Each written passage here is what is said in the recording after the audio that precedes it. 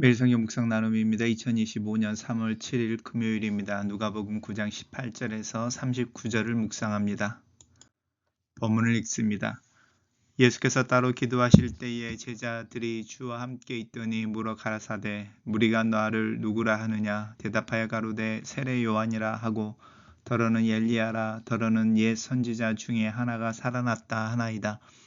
예수께서 이르시되 너희는 나를 누구라 하느냐 베드로가 대답하여 가로되 하나님의 그리스도 신이이다 하니 경계하사 이 말을 아무에게도 이르지 말라 명하시고 가라사대 인자가 많은 고난을 받고 장로들과 대제사장들과 서기관들에게 버림바 되어 죽임을 당하고 제3일에 살아나야 하리라 하시고 또 무리에게 이르시되 아무든지 나를 따라오려거든 자기를 부인하고 날마다 제 십자가를 지고 나를 쫓을 것이니라.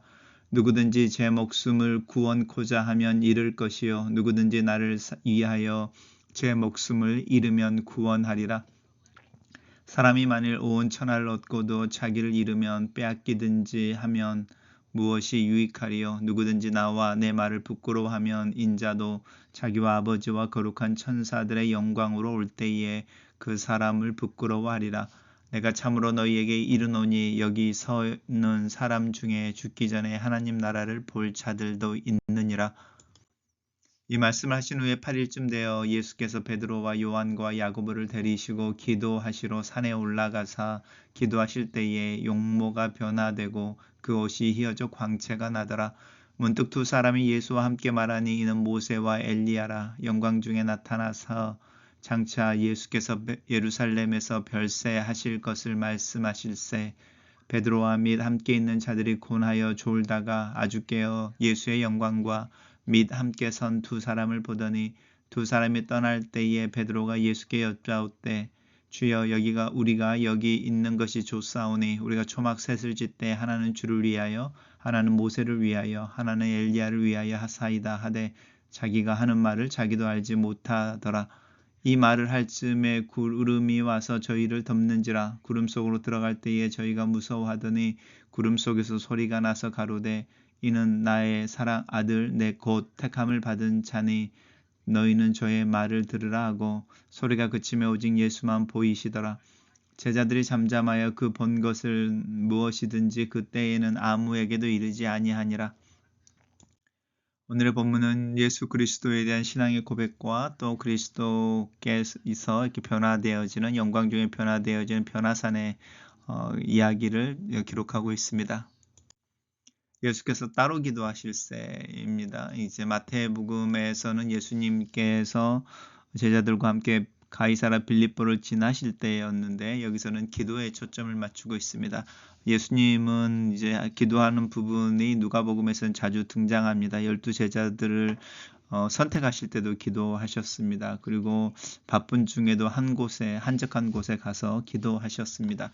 또 우리 어제 본문에서도 이제 제자들이 전도 여행을 마치고 돌아왔을 때에 제자들을 데리고 벳세다라는 곳으로 가시는데 그 한적한 곳에서 쉬기도 하고 기도도 하기 위함이었었습니다.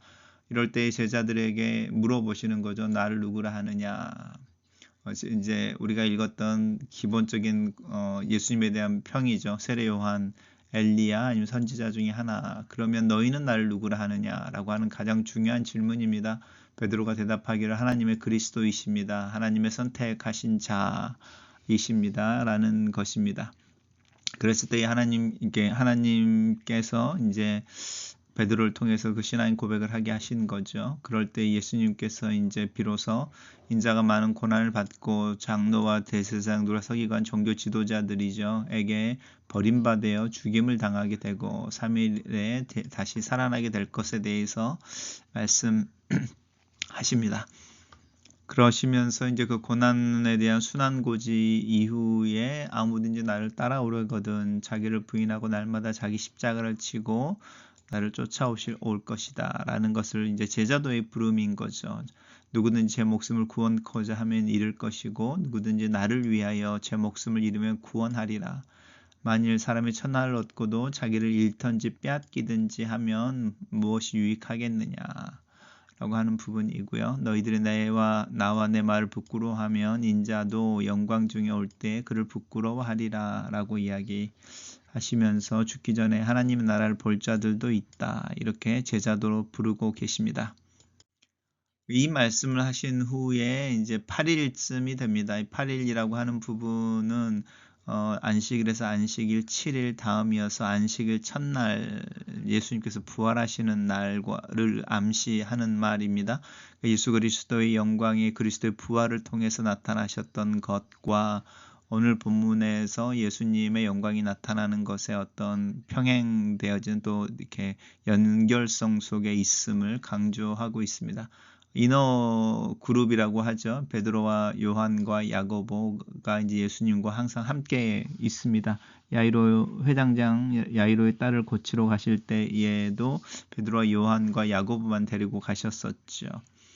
이번에도 기도하러 가십니다. 아까 너희는 나를 누구라 하느냐라고 하는 신앙의 고백의 장면에서도 기도하셨는데 오늘도 기도하러 가십니다. 기도하실 때의 용모가 변화되어지고 그 옷이 휘어져 광채가 나고 갑자기 두 사람이 예수님과 함께 말하는데 모세와 엘리야입니다. 모세는 하나님의 율법을 상징하는 사람이고 엘리야는 선지자들을 대표하는 사람입니다. 그래서 우리가 이제 구약을 이야기할 때 모세의 율법과 선지자들의 가르침 이제 이렇게 이야기하는 거죠. 그게 이제 구약을 의미하는데 이 구약을 대표하는 두 인물이 예수님과 함께 이야기하는데 그 내용은 장차 이제 미래이죠. 예수님께서 예루살렘에서 별세하실 것을 예수님의 죽으심에 대해서 이야기하는데요. 이걸 별세라는 말로 표현하고 있습니다. 세상을 떠난다라는 뜻입니다. 이걸 이제 영어로는 departure 이렇게 나오는데 exodus라는 뜻입니다. 출애굽인 거죠. 세상으로부터 출애굽하실 것을. 혼자만 출애굽하시는 건 아니죠. 이제 예수님께서 죽으심으로 그리고 부활하는 과정을 통해서 하나님의 백성들을 만들어내시고 그들을 애굽에서 벗어나게 하시는 것처럼 죄에서 벗어나 하나님 나라로 들어가게 할 것에 대한 이야기이죠. 근데 이제 이런 부분을 베드로와 이제 요한과 야고보는 피곤하여 졸다가 깨어서 이 맨 마지막 부분이죠. 마지막 부분에 영광과 두 선 모세와 엘리야를 봅니다. 그리고 이제 그 두 사람이 이제 예수님을 떠나려고 하는 찰나에 그들을 붙잡기 위해서 우리가 여기 있는 것이 좋습니다. 초막을 3개를 지탄하는 주를 위하여 모세를 위하여 엘리야를 위해서 하자. 근데 이제 누가가 말하죠. 베드로가 무슨 말하는지 자기도 잘 알지 못하고 자기 눈에 보이는 어떤 환상 아니면 황홀한 어떤 거에 취해서 뭐라고 이제 말을 하고 있는 거다. 오히려 그 말이 끝나기도 전에 구름에 의해서 베드로의 말이 인터럽트를 당했다.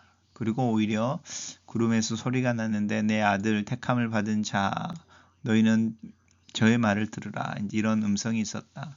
원래 이제 예수님이 세례를 받으실 때에 하늘에서 소리가 있었죠. 이는 내 사랑하는 아들 내가 기뻐하는 자라고 하는 부분이었는데 그 소리는 예수님을 위한 소리였죠. 근데 이거는 너희는 저희 말을 들으라라고 해서 제자들에게 이야기하는 부분입니다.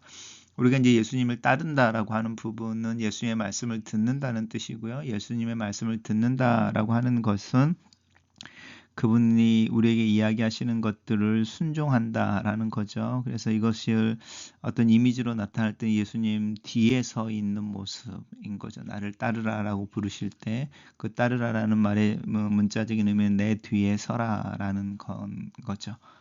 그리고 그 소리가 그쳤을 때 오직 예수님만 보였다. 그리고 제자들에게는 요구되어지는 부분이 그래서 예수님이 예루살렘에서 순환과 고난을 받고 죽임을 당하게 될 텐데 그 길을 제자들도 이제 다 그 길을 가야만 하는 부분인 거죠. 단락을 요약해 보겠습니다. 베드로는 예수님을 그리스도라 고백하고 예수님은 자신의 순환과 죽음을 예언하시며 제자도에 말씀하신다. 8일 후에 기도하실 때 예수님의 모습이 영광스러운 모습으로 변화된다. 이렇게 정리해 봤습니다. 매일 성경의 묵상 나눔입니다. 하나님은 베드로의 대답을 통해 그리스도이신 예수님을 계시하십니다. 예수님은 자신의 정체에 대해 사람들과 제자들의 생각을 물으셨습니다. 이에 베드로는 주는 그리스도 곧 하나님의 이스라엘에게 약속하신 구원자이시라 고백합니다. 이 사실을 깨닫게 하신 이는 하나님이십니다. 예수님은 제자들을 위해 홀로 기도하셨고 그 기도의 결과로 우리는 주님이 죄와 죽음의 저주를 끊고 우리에게 영생을 주시는 메시아이심을 고백하는 믿음에 도달하게 되었습니다. 우리는 예수 그리스도의 기도의 응답으로 예수를 그리스도라 고백하며 그 그리스도 되심의 권위 아래 우리의 자신을 내어놓고 있습니까? 예수님에 대한 바른 이해와 깨달음 또 그것에 적용할 수 있는 믿음을 위해 기도합시다.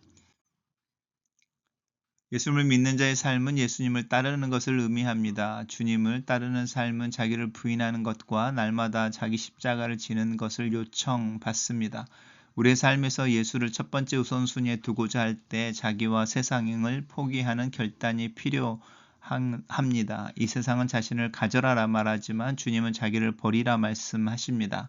그리스도 안에서 자기를 버리는 것은 자기 상실을 의미하는 것이 아니라 오히려 그리스도 안에서 부활과 새 생명을 얻는 것을 의미합니다. 참 생명이신 주님은 그리스도께서 많은 고난과 배척을 당하시고 죽임을 당할 것을 미리 예언하십니다. 이 고난은 우리를 위한 것입니다. 그래서 우리는 우리의 자신을 부인하고 주님을 따라갈 또 주님을 바라볼 수 있어야 합니다. 주님께서 자신을 버리시고 우리를 선택하신 것처럼 우리 또한 우리 자신을 버려 주님을 선택할 수 있어야 합니다. 기도하시기 위해 산에 오르신 주님은 기도하신 중에 그 얼굴과 모습이 달라집니다. 모세와 엘리야가 영광 중에 나타나 주님의 죽으심에 대해 이야기를 나눕니다. 예수님의 죽음은 출애굽을 의미합니다. 예수님의 죽음은 스스로 선택하신 것이며 자기 백성을 이끌어내어 하나님의 나라로 인도하시기 위함입니다. 우리는 그리스도의 죽음을 통해 이 세상을 떠난 하나님의 백성임을 기억해야 합니다. 우리의 삶에 실현될 출애굽 그 이후의 삶에 대해 또 그 삶을 어떻게 살아갈지를 위해 기도합시다. 졸고 있던 베드로는 졸린 상태에서 그리스도의 영광을 보고 그와 함께한 모세와 엘리야를 보고 자신이 무슨 말을 하는지도 모른 채 변화산 위에 초막을 셋을 짓자고 말합니다. 그러나 십자가 없는 영광, 갈보리 없는 변화산은 주님이 원하시는 것이 아닙니다. 주님을 따라 나선 신앙과 삶은 주님 뒤에 서서 그분의 길을 그분과 함께 또 그분을 따라가는 것입니다. 그분의 등, 그분의 발자국을 따라갈 때 우리는 예수님의 참된 신분, 권세, 그리고 그분이 하시는 일을 알게 됩니다. 주님의 영광이 항상 우리 앞에 있음을 잊지 맙시다. 글로 쓰는 기도입니다. 주님은 그리스도이십니다. 살아계신 하나님의 아들이십니다. 나를 위해 이 땅에 오신 하나님이십니다. 주님의 고난과 죽음이 나를 이 세상에서 벗어나 하나님 나라에서 살게 합니다. 주님의 부활이 나를 죽음을 넘어서게 하며 하나님과 깊은 관계 안에 살아있는 자로 살게 하는 능력과 권세를 줍니다. 내 존재와 가치, 삶의 방향과 의미가 예수 그리스도 안에서 구체화되어지고 내 삶에서 실천되기를 기도합니다. 내 신앙의 고백을 따라 사는 지혜와 용기를 더하여 주시고 그리스도를 따라 사는 제자로 하루하루를 살게 도와주시옵소서. 예수님 이름으로 기도합니다. 아멘.